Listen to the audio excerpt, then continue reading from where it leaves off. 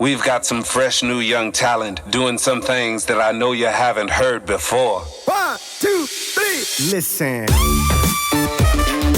Welcome to Finances, your home for all things financial, investment, money and lifestyle.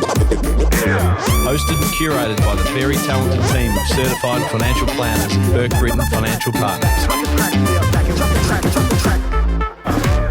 This is another episode of the Finances podcast, and I'm your host, Jay Burke. I'm joined by my co-host today, Delta Smith, and in line with some of our most recent podcasts, we've been talking sort of all things retirement, and as much as we talk about financial planning, we recognise that financial planning's not really financial planning; it's much more about lifestyle planning, and that brings us to today's guest, and Leeanne Morrison from Geelong Retirement Advocates. Welcome to the podcast, Leeanne. Thanks, Jay. Nice to be here with you too. It's really, you told us before this is your first podcast. It is. Yeah, so hopefully the first of many. We can get you back on for a few follow-up conversations. But let's start with a little bit of your background, Leeanne, before we get into your role as a retirement advocate and what that actually means. I don't think I'd hit record when you were telling us a little bit about your background in the lovely town we exist here in Geelong, and your past history that led you to today. So maybe over to you with a bit of your background. Well, I won't bore you with too much detail, but born and bred, definitely. Raised my family here. My grandchildren live around the corner now, which is lovely. I was a teacher for nearly 30 years, high school, senior secondary, finished up at Sacred Heart. I was a Japanese teacher and history amongst other subjects that I've covered over all those years. Then, in a very strange quirk of fate, I suppose, I was asked to start selling retirement properties. And I said to the chap involved at the time, I've never sold anything in my life. He said, it's not about sales, it's about connection with people. And that's such a true phrase. So, I've been quite successful in that. I've worked for large groups and smaller private companies as well, selling a lot of retirement units over the past 10 years, and recently sold out my other village, my last village, and then found myself looking for something else to do. And I thought, after much discussion with colleagues, I found that there was a real part of the market that hadn't been assisted, I felt, with retirees, that so many people had come to me over my 10 years in the sales industry side of things and said, we've spent hours or weeks, months even, looking for units and we just didn't know where to go. And the variation within the industry is huge. So I thought, gee, they could do with some help. So that's how, that was the start of the whole planning for this new role I've undertaken.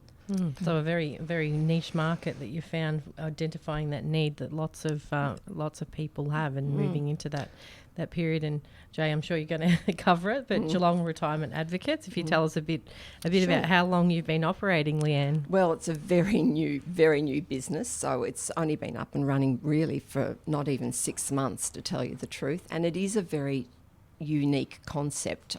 It is available in Melbourne, I believe, and I think also some parts of Queensland. But in Geelong, there's nobody who offers this service, and therefore I felt that there was a real need for it.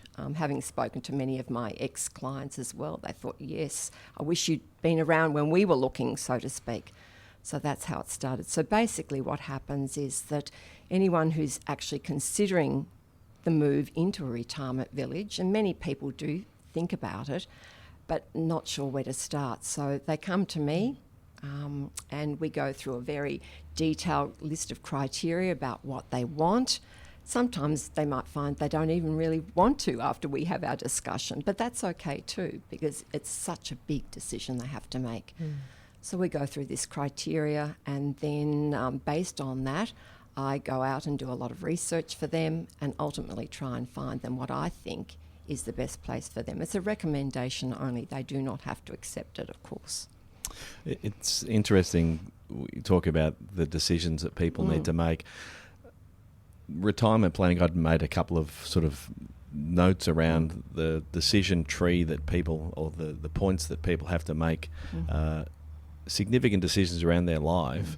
And as you said before, a lot of the time people don't know where to go. Yeah. Like from a financial planning point of view, Delta, you'd probably agree with me that there is there's so many points of decision that you're almost overloaded with choice, and you don't know where to go. And a lot of the time people either make poor decisions, ill-informed decisions, or they don't make any decision. And I think the point of having people that can actually help them, not with necessarily the sales component of it, but the relationship, like the trusted component of making that decision, which again is probably why what you do aligns very well with what we do, because we're kind of at the point where we're starting with the relationship that we have with people and helping them make an informed decision. That's very true. Yeah. Information is power. Always knowledge is power. And I say it's about getting the right knowledge, though, the right information. And because I'm independent and not allied to any one village anymore, so people can have that trust in me that I'm going to give them a completely objective opinion on what they're looking for. And I think, Jay, your point around people seeking out professional help, like these decisions have, wide-ranging implications. So, as much as you can be informed when you're making those decisions and seeking help from the right sources so that you make the best decision possible. Yeah, and there are so many sort of components of someone's retirement life. If I want to, and I know retirement means different things to different people, and even the idea of sort of retirement homes or retirement villages, when compared with people making decisions about downsizing. I'd made some notes about people have decisions about their superannuation, about their investments. They're thinking about, do I downsize? Do I stay in my current home? How do I provision for aged care? And sometimes I think there is some confusion, particularly around the retirement villages and aged care. Maybe do you want to touch on that, Leeanne? That's a really good point, because so many times people come to me, or I'll tell them what I'm doing. Oh, you're aged care. And I said, no, absolutely not. They are two totally different entities. And people are frightened often by the term retirement, because they immediately think, well, I'm going to be put in a home. It's nothing like that. It's almost a term that's been co-opted, isn't it? Absolutely, yeah. So we need to really understand what a retirement village is first and foremost, and get that very clearly defined for people, to know that this is living your best life, the best life you can, in the best environment, basically, based on your needs, not their needs, not what the village wants you to do, but what you need for your best years. So, yeah, very different entities, totally. One of the points that we've touched on previously, Leeanne, was when you're sitting down with your clients and discussing their needs and wants, and sometimes decision-making can be based on things like you mentioned, like a pet replacement policy. If you could just explain what that means and why for some people that might, be one of a big motivator with the decision. Absolutely. So many retirement villages, even within the Geelong region, vary greatly. They're so diverse. So for many people, their current pet is part of their family. So we need first and foremost to make sure that the pet is going to be accepted by the retirement village they want to go into.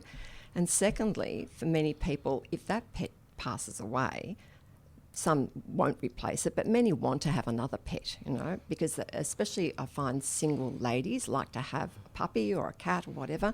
Some villages may not allow them to replace a pet, so it's the pet you come with only. So if they move into a retirement village and found out that they couldn't replace their beloved cat or dog, that becomes so stressful for them and affects their whole quality of life going forward. So they need to have all of those things make abundantly clear to them before they make that ultimate decision. What are some of the other sort of common criteria that people might look for in establishing or getting a place at a retirement village that suits their needs? What are some of the most common ones? Well, apart from the home itself, which for me, I mean, of course it's important, but it's not the only thing that they need to consider, because often if the home could be wonderful, but if you're not happy with whatever else is offered there, then you become a recluse in your home, and you may as well be living in a suburb somewhere. So facilities are always a big concern. And also things like sustainability these days. You know, are they allowed to have solar panels on their roofs, for example? Some villages won't allow that. So if you're big into conservation and that's a key factor for you. Other things are being able to have your family visit. You know, many of them, most people have grandchildren these days. So they want to know that they can come and stay without, you know, any cost or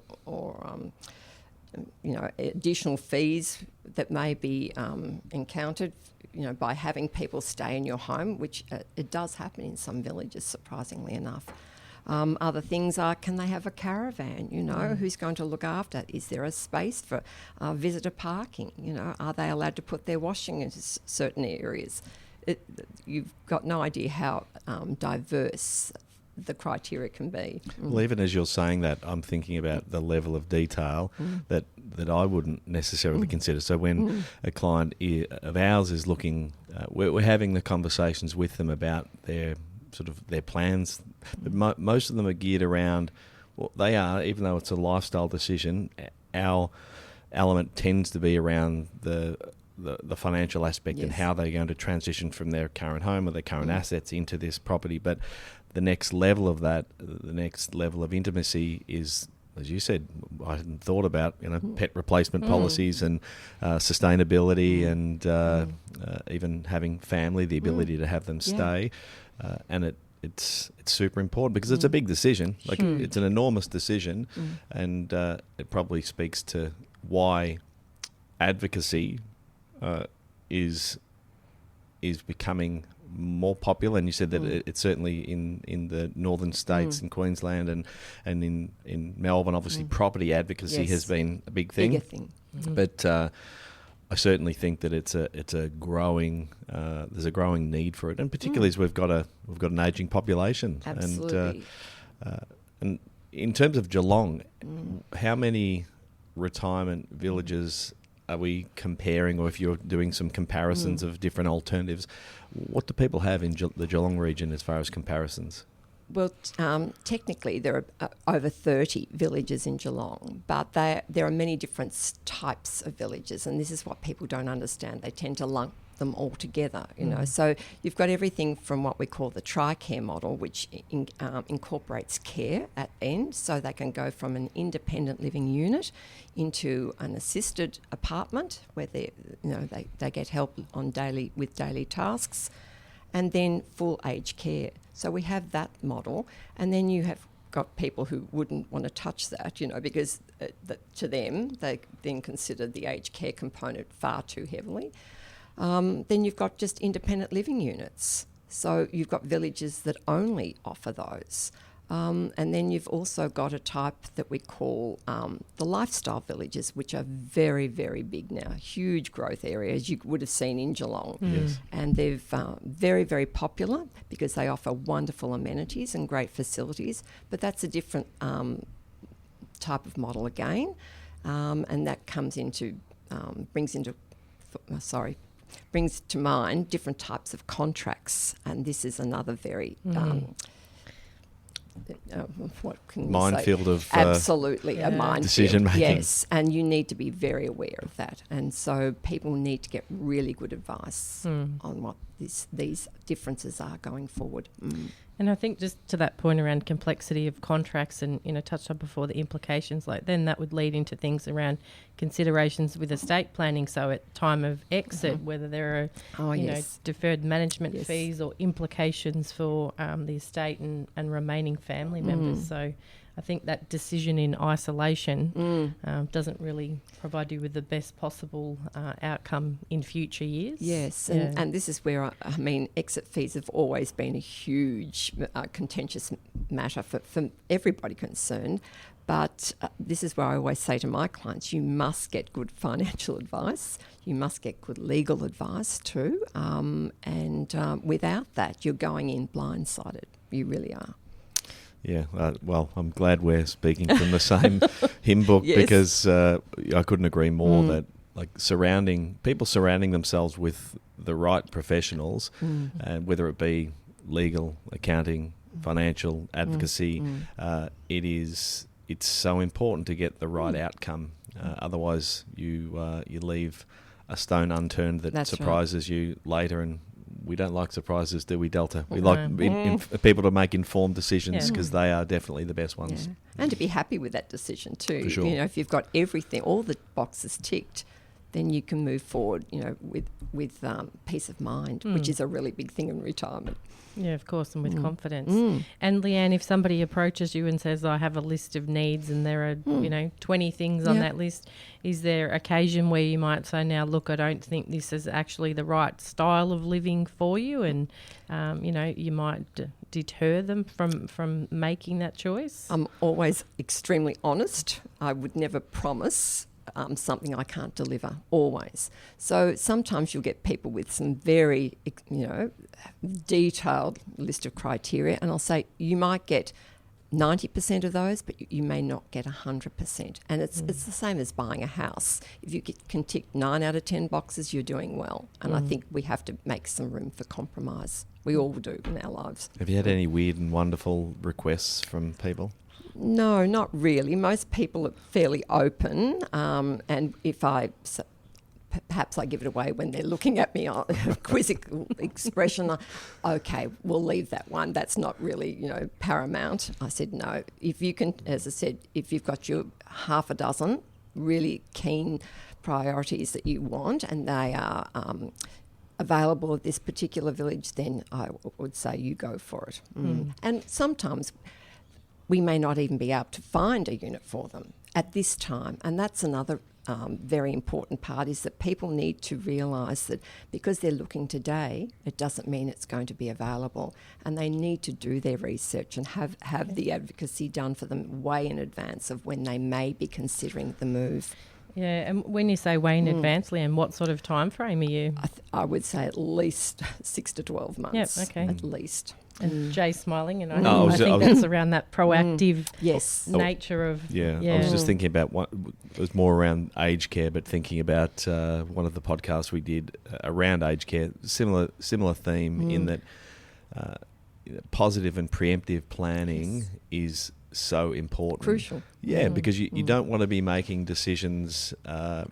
if you can avoid it, you don't want to be making radical decisions on short time frames. You want to have the ability to assess the information that you've got at hand. Do you find that just on the comparison between aged care and retirement villages, I've always had a sense that people we don't really grasp time very well. We don't have a great representation in our own mind about what our life will look like in 2, 5, 10 years' time, and sometimes we sort of overestimate. If that's the right, we overestimate our maybe our health or our capabilities. Yeah. And that sometimes leads people. I know that Peter talked about a statistic in aged care that, sadly, in aged care, people in aged care are generally only there for, I think it's something like 2.5 years. Yeah. What sense do you have in terms of people in retirement villages thinking that maybe they will be there for 20 or 30 years, finding themselves there for a shorter period of time, or is that just not really relevant? No, it's very relevant. In fact, the problem I have is that I tell my clients you need to project 10 years in advance, always. And we always tend to think we're younger than we are, all of us. And I've had people 85, 90 say to me, I'm not ready for a retirement village. And I've said bluntly, yes, you're actually post that era, but I can find you something if that's what you want, as long as they're in good health. We never know how long our good health is going to last for. But yes, 10 years projection at least. But as you said also about time frames, it is a statistic the ABS has told us that people who live in a retirement village will live 6 to 8 years longer. Wow. Yeah. I might move in now. Yeah, me too. And the reason is all about connection, Yeah. okay, support. And I'm not talking about people, washing windows or anything like that. It's just about having that physical and mental connection to people. How powerful is that? It's huge. I know. Yeah. We're talking about it offline about social media, but to more to the point that we are social creatures, Yes. and that we need human interaction. And I've been to a couple of. We've got We've got another business in Shepparton. So shout out to all of our Secure Life clients. And I've been to a couple of the retirement villages up there, and they are fantastic. They are the third option. You call them the sort of the lifestyle, and it's a resort. It is. It is, and I, to your point, Delta, I wanted to move in. I want to move in straight away and Well, have happy Amy, hour at the bar. And Amy, our practice manager's considering it. but they are for those people that is suited. Not only do they have amazing facilities, but they do, to your point, they have that ability for people to connect. And what you find is that people gravitate with people that they know, and so they're in a really amazing environment with people that they get along with, and they've got the ability to meet new people as well. It's great. Join committees, Yes. have purpose, Yes. have that, as you say, that social connection, And which is so for important. many people too, they're exposed to activities that they would never have considered possibly living in the suburbs. And case in point, there's a chap who, one village, he'd never been to a gym in his life. And all of a sudden he's going to the gym 3 times a week, and his health, his doctor said his health had improved so much since he'd moved in, and yet he was virtually dragged kicking and screaming by his wife, who said, no, we're going. And that's often the case, I can tell you. But now he's such an active part of that community, and his health has just benefited tenfold. Leeanne, have you found that the age group is people entering a lifestyle village has sort of decreased over the years, or are people still leaving that decision for later in life? I think a lot more people are considering it, but they're not actually acting upon it. Okay. There's still that stigma, I'm afraid, attached to, I live in a retirement village. But in my experience, I've had people in their 50s virtually begging to find a place. Let me in. Yes, but said, they've got to be 55. 55 and over is the age. I was just about to ask that. Yes. So there is an entry age criteria. Yes. So at a lifestyle village, you'll tend to find a younger cohort because of the facilities and everything that's offered. In a typical or traditional retirement village, they tend to be a little older. But even so, people still, in my experience, leave it too late. Okay. So, if you're considering it in your 60s, you should be acting upon it before you're 70. Yeah. And you've got the greater benefits, and you will live a lot longer. Yeah, that is a great stat. And again, the optimism that we have, and again, Peter's the eternal optimist. We all think we're going to live forever, but again, planning early as we possibly can is super important. Definitely. Now, I'm mindful of time, Leeanne. In terms of people finding you, and how do people get a hold of you? Where can they find you? How can they connect with you? Okay. So I have a website, of course, and there is a fill-in inquiry page that you can contact me at any time. Mobile, of course, which is on the website. Email, all of that. Happy to talk to people. There's always an initial consultation, which is complimentary, of course. So people needn't fear, I have to pay for this up front or anything like that. And it is for me very much about a personal connection. So I really like to meet people face to face, preferably. And that can be done anywhere they like, basically. So, I just welcome a call anytime. We might just the website is geelongretirementadvocates.com.au. That's all That's one word. right. Mm-hmm. Leanne's mobile number, 0451 937 085. But as Correct. Leanne said, jump on the website, have a look. If people are thinking about engaging you, when we talk about cost, Yes. I'm assuming that's a question that people raise. They do. How do you structure your fee for the advocacy work that you do? Okay, so there is an initial consultation fee. Sometimes that's waived depending upon the services offered, but every service package is individual, dependent upon how many villages they want me to look into. But it's all, I put the value is in the outcome for you. So if you're thinking about buying a house anywhere, you look at your agent's commission or that. So for me, the prize there is in their quality of life going forward. So that's how, I'd like people to look at it. Yeah, absolutely. And I think, Leanne, in a previous conversation, you explained that the services are really dependent on the individual or the couple deciding how much engagement they would like you to have. And that even flows through to things like decluttering services. You said you can sort of facilitate on their behalf. Yeah, exactly. So it's as much or as little. The basic service is actually doing a competitor analysis based on your criteria, and I issue a report with a recommendation. That's the basic service. Thereafter, I can help people actually go to the village, go through the contract process with them, even options if it's a new home that they're building. So off the plan decisions, there's a lot of decisions to be made, and often it's very overwhelming for people.